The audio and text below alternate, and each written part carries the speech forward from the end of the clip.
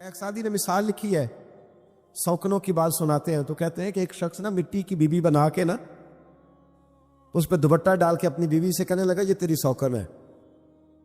تو شام کو واپس گھر آیا تو اس نے مٹی کی عورت بھی ساری توڑ ڈالی تھی. یہ غصہ ہوتا ہے نا اپنے شریک پہ. مشرکین مکہ رسول کریم صلی اللہ علیہ وسلم کے بارے میں معاذ اللہ باتیں کرتے تھے تو حضور اللہ کے دیے ہوئے علم سے انہیں جان لیا کرتے تھے. ایک دن وہ باتیں کر رہے تھے تو باتیں کرتے کرتے نا مشرکین مکہ نے عجیب بات کر دی. نادان تھے نا، جانتے نہیں تھے، عجیب بات کر دی. کہنے لگے آہستہ بولو، کہیں محمد صلی اللہ علیہ وسلم کا رب سن نہ لے. آہستہ بولو، اونچی بات نہ کرو، کہیں مصطفیٰ کریم علیہ السلام کا خدا سن نہ لے. تو اللہ نے آیت نازل کر دی، فرمایا نادانو وَأَسِرُّوا قَوْلَكُمْ ابھی جہارو بھی. آہستہ بولو یا اونچا بولو. اور شارحین نے مفسرین نے لکھا ہے نہ بھی بولو، آہستہ بولو یا اونچا بولو یا بے شک تم کوئی بات زبان سے ادا نہ بھی کرو. اِنَّهُ عَلِيمٌ بِذَاتِ الصُّدُورِ، رب تو تمہارے دلوں کے حال جاننے والا ہے. اسے تو پتہ ہے تم نے سینے میں کیا چھپایا ہے، حسد چھپایا ہے کہ رشک چھپایا ہے، عداوت چھپائی ہے کہ محبت چھپائی ہے. اسے تو پتہ ہے، اسے خبر ہے، اس لیے کہ وہ نظر ہی تمہارے دل پہ رکھتا ہے. اسے پتہ ہے تمہارے اندر کیا ہے. ہم لوگوں نے نا اپنی سارے معاملات دنیا داروں سے، لوگوں سے، یاروں سے، دوستوں سے وابستہ کر لیے. ہمیں تعریف بھی بندوں سے چاہیے، ہمیں اچھے ہونے کا جو ڈگری ہے وہ بھی بندوں سے چاہیے. ہم بندے بڑے نیک ہیں، یہ بھی لوگ کہیں تو پھر ہم مطمئن ہیں. ہم صحیح راستے پہ چل رہے ہیں، یہ سند بھی بندوں سے چاہیے. ہر بات پر اعتماد خلق، ہر وقت لوگوں پر ہی دھیان، لوگوں پر ہی توجہ، لوگوں کے معاملات ہی ڈسکس کرنا. بھئی یہ تو تیرے ذمہ ہی نہیں. تجھے تو کہا گیا ہے کہ وَمَن يَتَوَکَّلْ عَلَى اللَّهِ،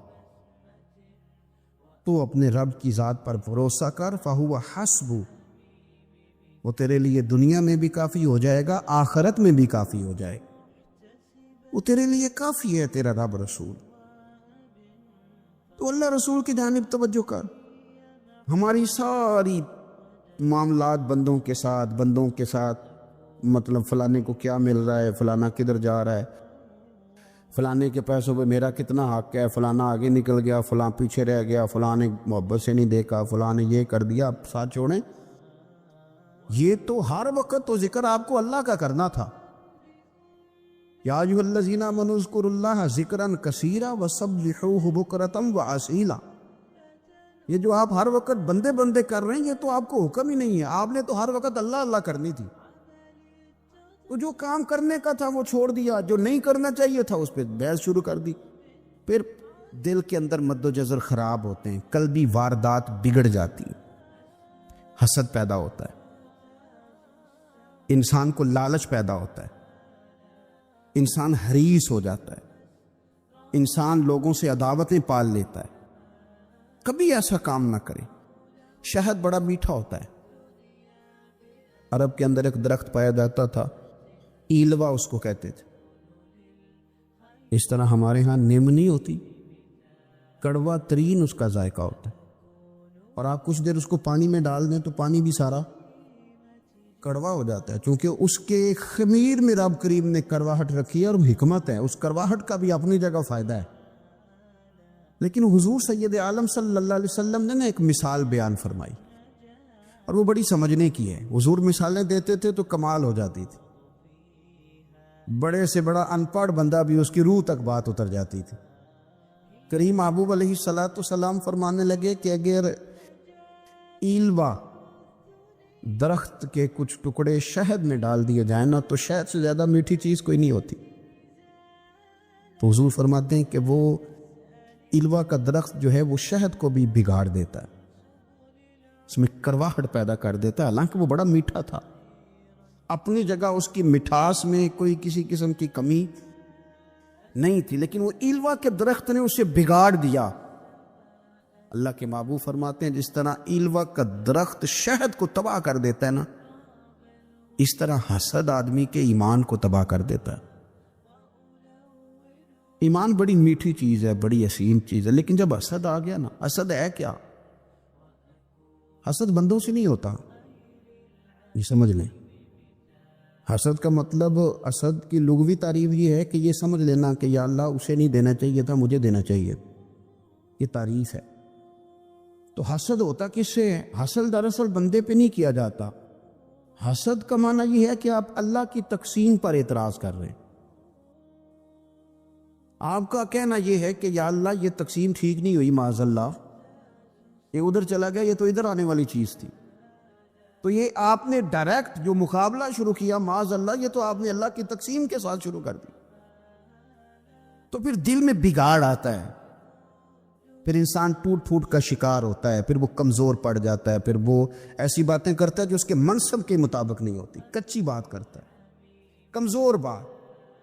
اللہ بہتر جانتے ہیں کون سی چیز اس نے کہاں رکھنی ہے۔ رب کی حکمت پر اور اس کی دی ہوئی توفیق پر راضی رہنا ایمان کا تقاضا ہے، لیکن ہمیں تو چاہیے تقسیم اپنی مرضی کی۔ ادھر کیوں چلا گیا، ادھر آنا چاہیے تھا۔ بھئی آپ کو یہ کس نے حق دیا ہے؟ مالک نے جو چاہا، جب چاہا، جہاں چاہا اپنے فضل سے عطا فرمایا۔ حسد، اور پھر اس کے اگر کوئی حسد نہیں کرتا تو لالچ شروع کر دیتا ہے۔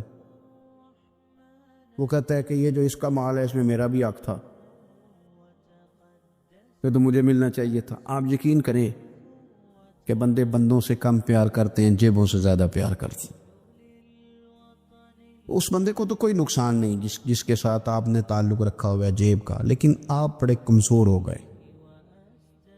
آپ جب لالچ کر لیا، نفسانیت میں آ گئے تو آپ کمزور پڑ گئے۔ آپ نے مطلب کیا، آپ کا کیا خیال تھا کہ رب کی بارگاہ سے کوئی کم ملنے والا تھا جو بندوں پہ اتنی توجہ کر لی؟ حضرت بہلول دانا رحمۃ اللہ علیہ نے کیا خوبصورت انداز ہے، رب کریم کے بندوں کی باتیں اللہ کے لشکروں میں سے لشکر۔ کیا سوچ تھی، کیا نظریہ تھا، کیوں یہ لوگ اتنے مضبوط تھے؟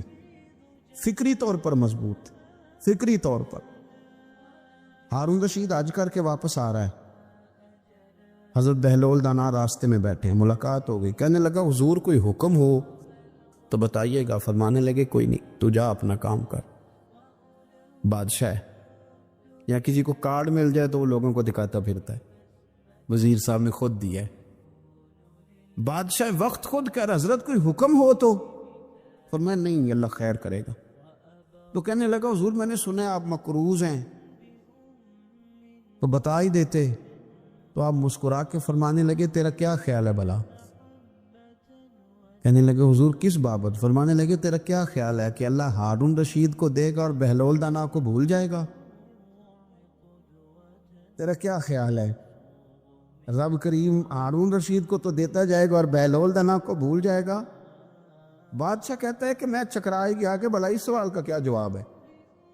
تو میں نے کہا حضور رب تو بھولنے سے پاک ہے، وہ تو کسی کو نہیں بھولتا، اسے نہ اونگ آتی ہے نہ نیند آتی ہے۔ تو فرمانے لگے جا پھر اپنا کام کر، جب مناسب سمجھے گا تو بہلول کو بھی قرضے سے نجات عطا کاری دے گا، تو جا اپنی ڈیوٹی کر، وہ جب چاہے گا نا تو میرے قرضے دور۔ تو کیا سمجھتا ہے کہ تجھے یاد رکھے گا، مجھے بھول جائے گا؟ یہ کیسے ہو سکتا ہے؟ او یار ادھر دیکھ، میری بات سن۔ او بھائی وہ تیرا میرا رب ہے، یہ ہو سکتا ہے کہ امیروں کو دے دے اور تیرے جیسے میرے جیسے غریبوں کو وہ بھول جائے؟ یہ ہو سکتا ہے؟ تو کیوں لوگوں کی جیبوں پہ توجہ، لوگوں کی جیبوں پہ نظریں، فلانے کے پاس آ گیا تو میں رہ گیا، مطلب کس لیے؟ ہمارا رب کسی کو بھولتا نہیں ہے، کسی شخص کو وہ میرا مالک اپنے فضل سے نظر انداز نہیں کرتا، وہ سب کو نوازتا ہے، لیکن اس کی حکمت کے تقاضوں کا انتظار کرنا مسلمان کی شان ہے۔ کبھی کسی حسد میں کبھی کرنا ہو تو رشک کریں، مزہ آئے گا۔ اور یہ رشک کرنے کا رشک کا معنی کیا ہے؟ حسد کا معنی ہے یا اللہ اسے نہیں دینا چاہیے تھا، مجھے دینا چاہیے تھا، اور رشک کا معنی یا اللہ تو نے دیا ہے، کیا بات ہے، اسے دیا تو کیا بات، اگر تو نے دیا تو مالک جچا بھی ہے، اگر تو نے دیا ہے تو نظر بھی آیا ہے، اگر تو نے دیا ہے تو پھر کیا بات ہے، کمال ہو گئی، وہ نظر آ رہا. اور یا اللہ اسے دیا تو میں بھی تیرا بندہ ہوں، اسے بھی اور دے.